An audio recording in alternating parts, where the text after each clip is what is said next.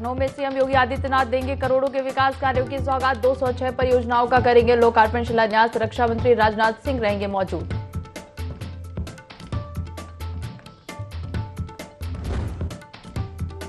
UP में लोकसभा चुनाव में पूरी ताकत झोंकेगी बीजेपी। पीएम मोदी की होगी बड़ी रैलियां। अमित शाह और राजनाथ सिंह बनाएंगे चुनावी माहौल।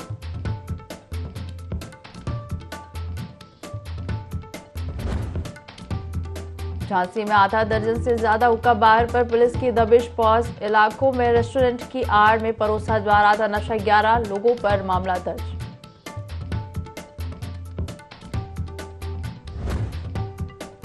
रायबरेली में दबंगई युवक को मारी गोली। आधा दर्जन से ज्यादा दबंगों ने किया हमला। गदागंज थाना क्षेत्र हबीर बहुगांव के पास की घटना।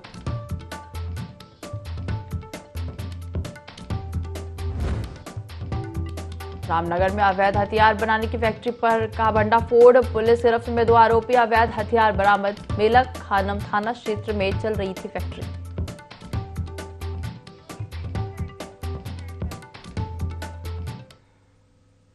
यूपी लाइव देख रहे हैं आप और मैं हूं आपके साथ दिव्या। बुलेटिन की शुरुआत करेंगे लखनऊ से आ रही बड़ी खबर के साथ। मुख्यमंत्री योगी आदित्यनाथ विकास कार्यों की सौगात देंगे।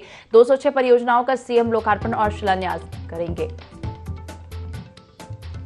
3666 करोड़ की परियोजनाओं का लोकार्पण और शिलान्यास होगा। कार्यक्रम में रक्षा मंत्री राजनाथ सिंह भी मौजूद रहेंगे। डिप्टी सीएम ब्रजेश पाठक, केशव प्रसाद मौर्य भी मौजूद रहेंगे। इंदिरा गांधी प्रतिष्ठान में कार्यक्रम का आयोजन किया जाएगा।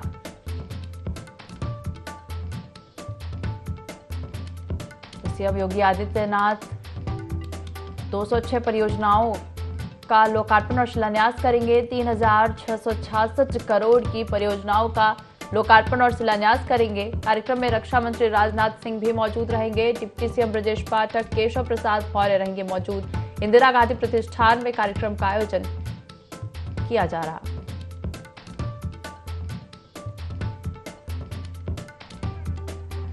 चलिए खबर पर ज्यादा जानकारी लेंगे। संवाददाता अश्विनी हमारे साथ फोन लाइन पर जुड़ गए हैं। अश्विनी, सीएम योगी आदित्यनाथ आज विकास कार्यों की सौगात देने जा रहे हैं। जी देखिए, आपको बता दें कि लगातार आगामी 2024 चुनाव लोकसभा को देखते हुए लगातार कार्यक्रम चल रहे हैं। इसी क्रम में आज मुख्यमंत्री योगी आदित्यनाथ के द्वारा कार्यक्रमों इंदिरा गांधी प्रतिष्ठान से 206 परियोजनाओं का सीएम करेंगे लोकार्पण और शिलान्यास, जिसमें 3666 करोड़ की परियोजना व लोकार्पण शामिल हैं। कार्यक्रम में रक्षा मंत्री राजनाथ सिंह भी मौजूद रहेंगे। वहीं डिप्टी सीएम ब्रजेश पाठक व केशव प्रसाद मौर्य भी मौजूद रहेंगे। कार्यक्रम को भव्य बनाने के लिए पूरी तरीके से सुरक्षा व्यवस्था के पुख्ते इंतजाम किए गए। जी अश्विनी, आप हमारे साथ बने रहिए, आगे खबरों में और भी अपडेट आपसे लेंगे। लखनऊ से अगली खबर का रुख करेंगे। चुनाव में पूरी ताकत झोंकने की तैयारी भाजपा कर रही। उत्तर प्रदेश में पीएम नरेंद्र मोदी की बड़ी रैलियां होंगी। बीजेपी काशी में बड़ा रोड शो की तैयारी कर रही है। अमित शाह और राजनाथ सिंह चुनावी माहौल बनाएंगे। सीएम योगी हर लोकसभा क्षेत्र में चुनावी रैलियां करेंगे। राजस्थान, एमपी, उत्तराखंड के सीएम भी जनसभाएं करेंगे। चलिए खबर पर ज्यादा जानकारी लेंगे। संवाददाता अश्विनी हमारे साथ लगातार फोन लाइन पर बने हुए हैं। अश्विनी, लोकसभा चुनाव की तैयारी में बीजेपी जुटी है और बड़ी रैलियों के साथ ही रोड शो की तैयारी भी बीजेपी ने की है। जी देखिए, आपको बता दें कि लगातार जब से चुनाव का ऐलान हुआ है तब से चाहे वो भाजपा हो, कांग्रेस हो, सपा हो, सभी अपने अपने तरीके से लोगों को लुभाने में लगे हैं। वहीं सरकार द्वारा योजनाओं का शिलान्यास व उद्घाटन किया जा रहा है। उसी क्रम में अगर बात किया जाए तो चुनाव में पूरी ताकत झोंकने की तैयारी कर रही है भाजपा। उत्तर प्रदेश में पीएम मोदी की बड़ी रैलियां होने वाली हैं, जिसमें बीजेपी में अगर बात की जाए तो पूरी तरीके काशी में एक बड़ा रोड शो की तैयारी चल रही है। अमित शाह और राजनाथ सिंह भी इसमें पहुंचेंगे। वहीं चुनावी माहौल को देखते हुए सीएम योगी भी लगातार अपनी कोशिशों में लगे हुए हैं। चाहे वह राजस्थान हो, एमपी हो, उत्तराखंड हो व अन्य जगह के भी सीएम भी अलग अलग जगह पे पहुंच रहे हैं। और आगामी लोकसभा चुनाव 2024 को देखते हुए पीएम मोदी के द्वारा सीधा निर्देश दिया गया सभी को कोई भी कार्य कसर न छोड़ी जाए। जी जयश्वरी, तमाम जानकारी साझा करने के लिए आपका धन्यवाद।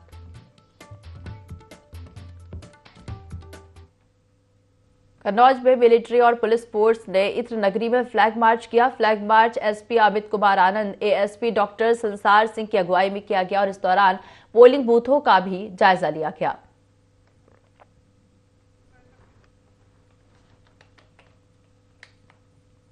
मिलिट्री और पुलिस ने फ्लैग मार्च निकाला है। इत्र नगरी में फ्लैग मार्च किया। Flag march SP Amit Kumar Anand, ASP doctor Sansar Singh की अगुवाई में किया गया और इस दौरान पोलिंग बूथों का भी जायजा लिया गया।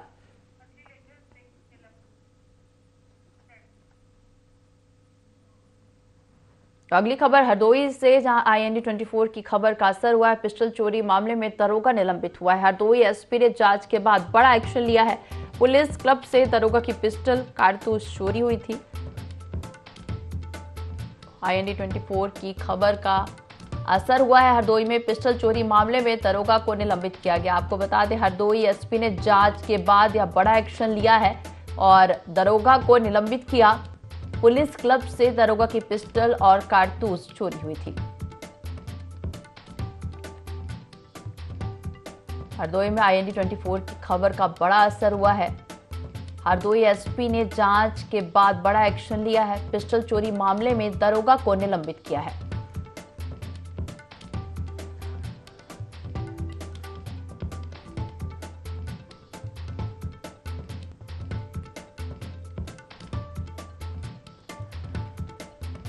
IND 24 की खबर का असर, पिस्टल चोरी मामले में दरोगा निलंबित हुआ। हरदोई एसपी ने जांच के बाद बड़ा एक्शन लिया। पुलिस क्लब से दरोगा की पिस्टल और कारतूस चोरी हुई थी और इस मामले में एसपी ने बड़ा एक्शन लिया और दरोगा को निलंबित किया। चलिए खबर पर ज्यादा जानकारी लेंगे। संवाददाता नसीम हमारे साथ फोन लाइन पे जुड़ गए हैं। नसीम, एसपी ने जांच के बाद बड़ा एक्शन लिया है, दरोगा को निलंबित किया है और IND 24 ने इस खबर को प्रमुखता से दिखाया था, जिसके बाद यह बड़ा एक्शन एसपी ने लिया। देखिए, आपको बता दें, ये हरदोई का मामला है जहां पे दरोगा 3 दिन की छुट्टी के लिए घर पे गया हुआ था और पुलिस क्लब में वो कमरे पे रहता था। वहीं पे उसका कहना है कि हम जब यहाँ पे घर पे गए हुए थे तो हमने अपना पिस्टल और कारतूसे वगैरह अपने बक्से में वहां बंद करके रख दी थी, लेकिन जब मैं वापस आया है 3 दिन बाद में 8 तारीख को, तो मेरा पिस्टल यहाँ गायब मिला, बक्सा टूटा हुआ था।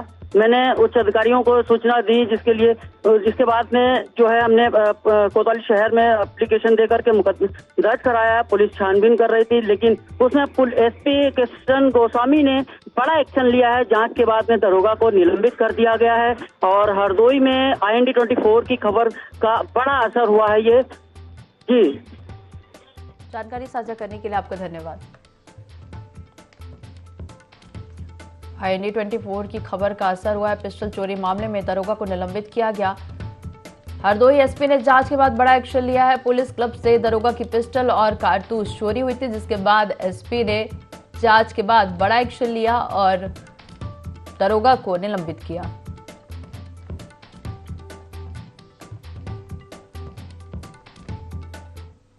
लोकसभा चुनाव के लिए सभी राजनीतिक दलों ने अपनी अपनी तैयारियां शुरू कर दी है। वहीं सत्ताधारी दल भाजपा के खिलाफ लड़ रहे इंडी गठबंधन ने भी बैठकें शुरू कर दी है। हाल ही में कांग्रेस पार्टी कार्यालय पर हुई इंडी गठबंधन की बैठक में समाजवादी पार्टी प्रत्याशी और पूर्व सांसद उषा वर्मा पहुंची। आपको बता दें कि बैठक में कांग्रेस कार्यकर्ताओं ने सपा से गठबंधन प्रत्याशी पूर्व सांसद उषा वर्मा को लोकसभा चुनाव में समर्थन देने की बात कही। वहीं समाजवादी पार्टी के गठबंधन में शामिल होने से कांग्रेस कार्यकर्ताओं का उत्साह बढ़ा है। बैठक के दौरान गठबंधन प्रत्याशी उषा वर्मा ने किसानों के मुद्दे को लेकर भाजपा सरकार को घेरा। उन्होंने आगे कहा कि कांग्रेस के समर्थन से उनकी जीत सुनिश्चित है।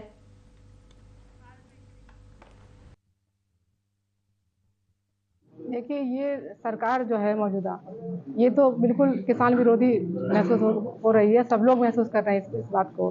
किसानों की बात को लेकर के ही ये सरकार बनी थी। किसानों को इससे झूठे वादे करके कि हम आपकी आय दुगनी कर देंगे, लेकिन आय दुगनी तो नहीं हुई। उल्टा हम देख रहे हैं कि जो किसान है इतना परेशान है। सरसों की खेती बर्बाद हुई है, आलू की खेती बर्बाद हुई है, लेकिन तहसील से कोई भी नहीं गया और प्रशासन को ये रिपोर्ट यहाँ से दे दी गई कि हरदोई में कोई भी ओलावृष्टि से कोई नुकसान नहीं हुआ किसानों का। सिद्धार्थनगर के प्राइवेट डॉक्टर्स ने बैठक की, जिसमें प्राइवेट डॉक्टर एसोसिएशन के माध्यम से एक एसोसिएशन का गठन किया गया और इस अवसर पर एसोसिएशन के जिला अध्यक्ष डॉक्टर नियाज अहमद और उपाध्यक्ष डॉक्टर मोहम्मद अरशद की अगुवाई में इटवा और बढ़नी के पदाधिकारी का गठन कर फहाय डॉक्टर्स का सम्मान किया गया। इस दौरान डॉक्टर इश्तियाक अहमद ने कहा कि डॉक्टर भगवान का रूप होता है और सेवा भाव से डॉक्टर्स को मरीजों का इलाज करना चाहिए।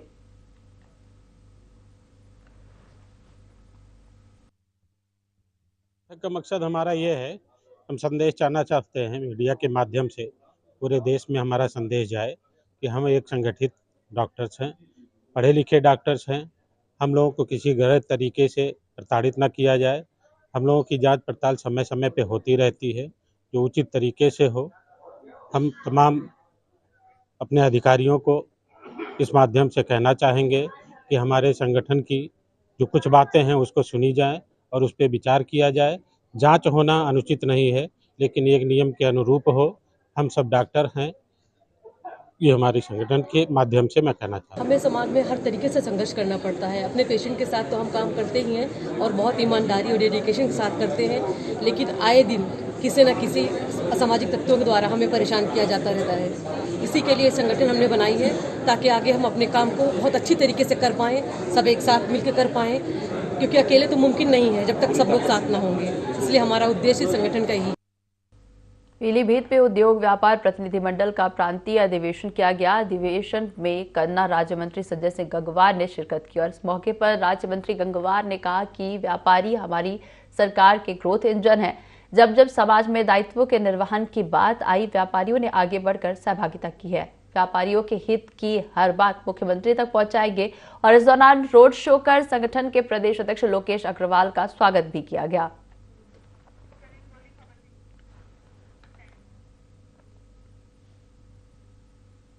रायबरेली के में गदागंज थाना क्षेत्र के हमीर मऊ गांव के पास आधा दर्जन से अधिक दबंगों ने युवक को गोली मार दी। युवक का नाम अतुल प्रताप सिंह बताया जा रहा है। घायल युवक को अस्पताल में भर्ती कराया गया। पुलिस ने युवक के भाई की शिकायत पर मामला दर्ज कर आरोपियों की तलाश शुरू कर दी है।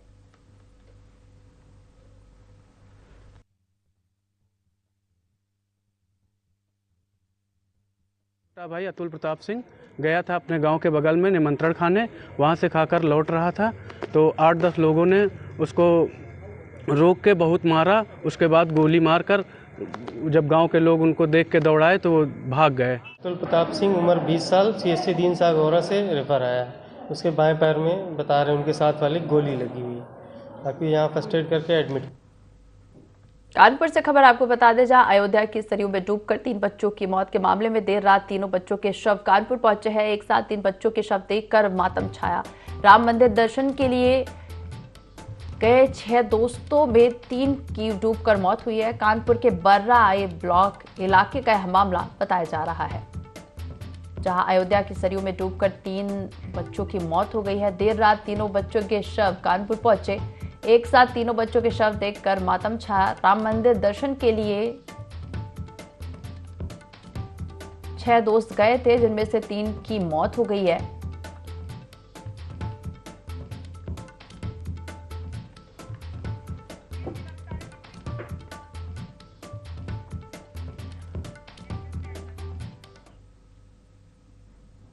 झांसी के पौष इलाकों में रेस्टोरेंट की आड़ लेकर युवा पीढ़ी को नशे की लत में झोंक रहे आधा दर्जन से अधिक हुक्का बार पर पुलिस ने दबिश दी और इस दौरान रेस्टोरेंट में युवक युवतियां हुक्के पीते मिले।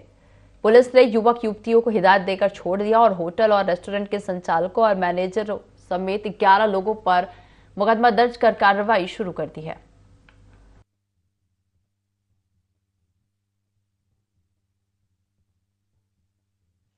झांसी शहर के विभिन्न थाना क्षेत्रों में हुक्का बार जो अवैध ढंग से जो रेस्टोरेंट चला रहे थे, उनके विरुद्ध अभियान चला के कार्रवाई की गई है, जिसमें कुल 6 जगहों से 6 रेस्टोरेंटों से हुक्का बार पकड़े गए हैं।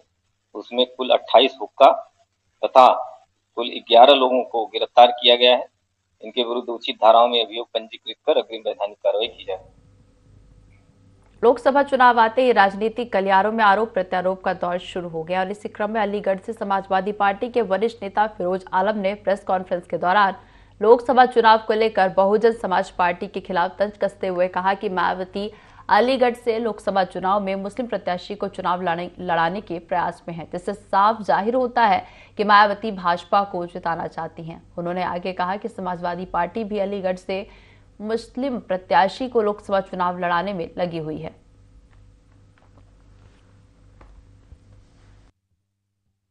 समाजवादी पार्टी को रिप्रेजेंट कर रहा हूं। आज की प्रेस वार्ता का उद्देश्य है कि बहुजन समाज पार्टी मुस्लिम प्रत्याशी ढूंढ रही है। बहुजन समाज पार्टी जब मुस्लिम प्रत्याशी उतारेगी तो उससे पीडीए परिवार को बहुत बड़ा नुकसान होगा। बहुजन समाज पार्टी इससे भारतीय जनता पार्टी को फायदा पहुंचाने का काम कर रही है। अगर आपको प्रत्याशी उतारनी है तो ठाकुर समाज से उतारिए। ऐसे बहुत से वर्ग हैं जिससे आप उतार सकती हैं, मुस्लिम ही क्यों। कानपुर के करौली शंकर महादेव के गुरुजी संतोष सिंह भदौरिया स्वयं हजारों भक्तों के साथ ऐतिहासिक तपस्पद यात्रा पर निकले हैं और इस यात्रा के जरिए वह नशा मुक्ति को लेकर लोगों को जागृत कर रहे हैं। बता दें कि गुरुजी सनातन धर्म की दिशा में वैदिक रीति रिवाज से देश विदेश में जन कल्याणकारी कार्यक्रमों में चर्चा का विषय बने रहते हैं। सुबोध चोपड़ा ने तपस यात्रा के विषय पर बताया कि करौली आश्रम से चलकर सरसैया घाट पर यह तपस यात्रा समाप्त हुई, जहां रात 8 और 9 के बीच में गंगा मैया को विशाल चुनरी पहनाकर दीपदान करते हुए मां गंगा की महाआरती हुई। चलती रहती है, रोज दरबार में रोज यात्राएं आती रहती हैं।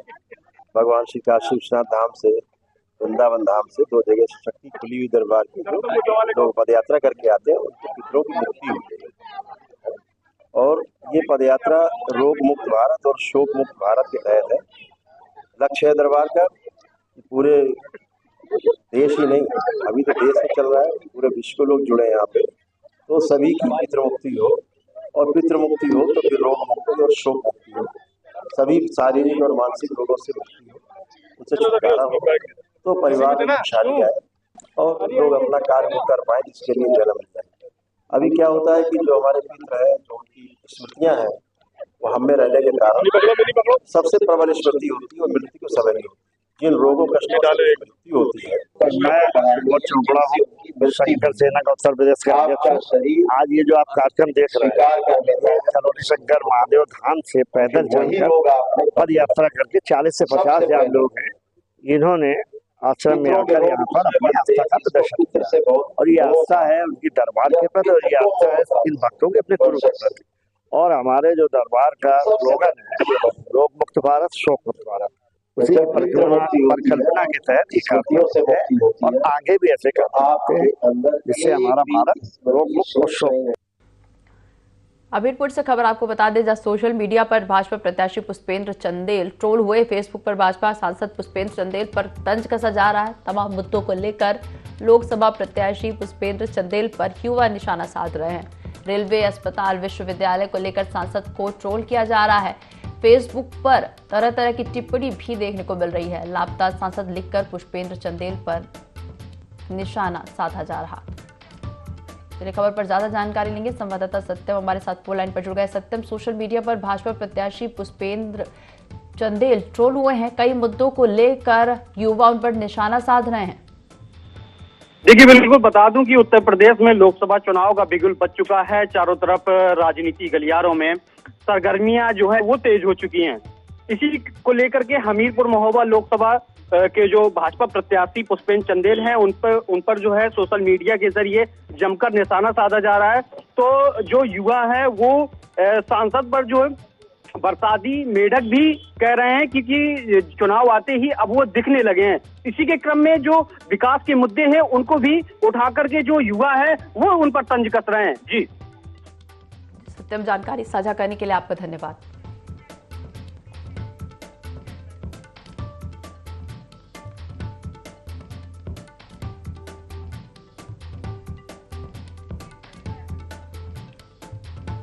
तो तमाम मुद्दों को लेकर लोकसभा प्रत्याशी पुष्पेंद्र पर निशाना साध रहे हैं। रेलवे, अस्पताल, विश्वविद्यालय को लेकर सांसद को ट्रोल किया जा रहा है और इसके साथ ही फेसबुक पर तरह तरह की टिप्पणी भी देखने को मिल रही है।